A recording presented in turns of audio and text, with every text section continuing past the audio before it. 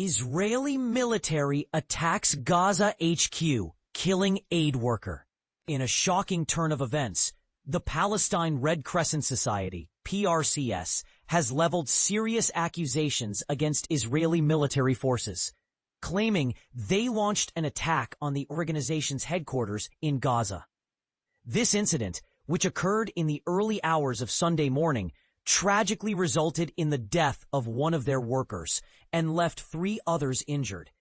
The humanitarian organization described the assault as a deliberate act, emphasizing that the location of their headquarters in Khan Younis is well known to the Israeli military and is prominently marked with the protective red emblem that signifies medical and humanitarian facilities. This raises significant questions about the targeting of such locations during conflict. In response to the allegations, the Israel Defense Forces, IDF, stated that they had no information regarding any artillery or airstrikes in the area at the time of the incident. However, a video shared by the Red Crescent on social media depicted the building engulfed in flames and shrouded in smoke, while subsequent images revealed extensive damage and visible bloodstains on the premises.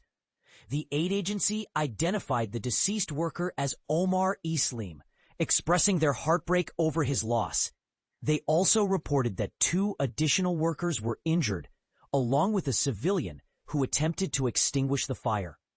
The Red Crescent firmly stated this was not a mistake, reiterating their demand for accountability and the protection of all humanitarian and medical personnel operating in conflict zones. This tragic event occurs amidst escalating concerns regarding the humanitarian crisis in Gaza.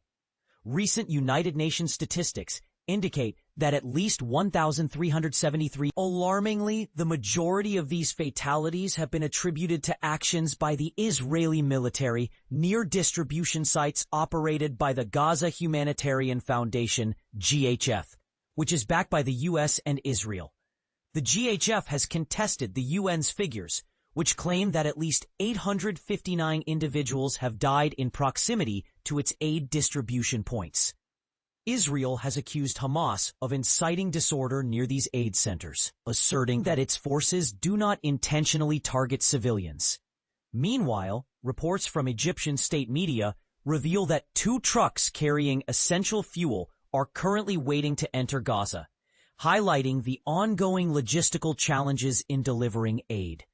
Medical professionals have been sounding alarms about critical shortages in healthcare facilities, a situation exacerbated by Israel's prolonged blockade of aid and goods into Gaza.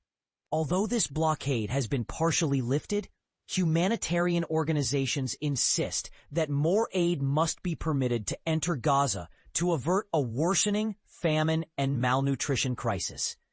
The Hamas-run health ministry has reported that 175 individuals, including 93 children, have succumbed to malnutrition. Israel, on its part, denies any intentional obstruction of aid to Gaza and accuses the UN and other humanitarian agencies of failing to effectively deliver assistance.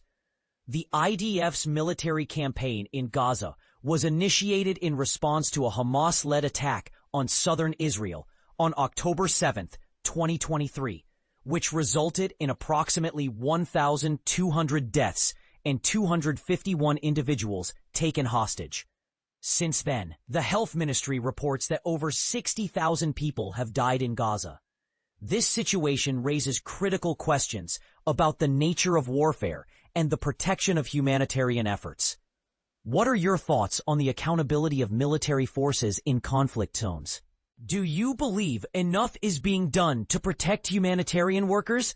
Share your opinions in the comments below. Live updates. Israel's attacks in Gaza. Rising starvation deaths. Starvation claims lives in Gaza as Israeli attacks intensify. A humanitarian crisis unfolds. Imagine going days without food, watching loved ones succumb to starvation, and living under the constant threat of violence. This is the harsh reality for many in Gaza, where the conflict has escalated, claiming nearly 70 lives in a single day, amidst a staggering rise in starvation-related deaths. Navigating the crisis. Key regions and resources. For a deeper understanding of the affected areas and the broader context, explore our dedicated sections. Middle East, https www.aljazeera.com/Middle East, https www.aljazeera.com/Middle East. Human rights, https www.aljazeera.com/features. Live updates. Gaza under siege. Breaking. 6 additional Palestinian lives have been lost to forced starvation and malnutrition, according to the health ministry, pushing the total to 175, with a heartbreaking 93 of these being children. Developing story. Israeli attacks across Gaza have resulted in at least 69 fatalities today, including 37 individuals who are desperately seeking aid, as confirmed by medical sources.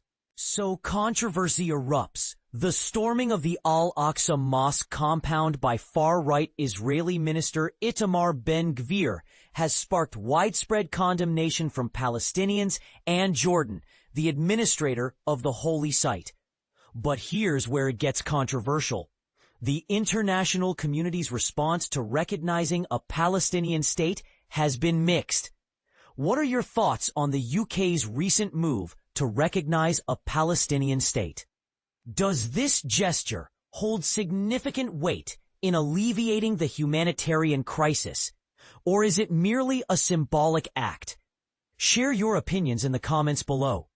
And this is the part most people miss. Beyond the immediate conflict lies a complex web of historical, political, and humanitarian issues. When do you think Gaza's starvation crisis will truly begin to subside? Is it a matter of immediate ceasefire agreements, long-term policy changes, or something more?